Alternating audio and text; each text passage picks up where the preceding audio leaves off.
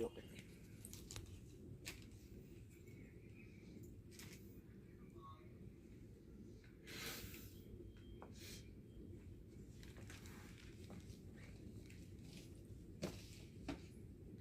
এইটা মোটামুটি ভালো লাগছে।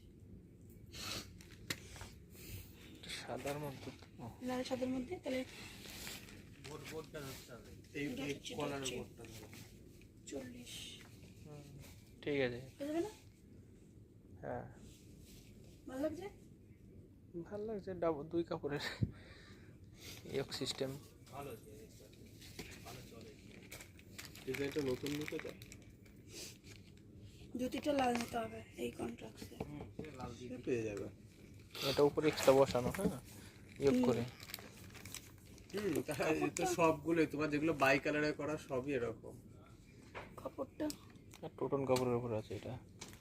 আর এগুলো কি সুতির কাপড়ের উপর, কটনের উপর? এগুলো কি কটনের? বলতে পারলাম না।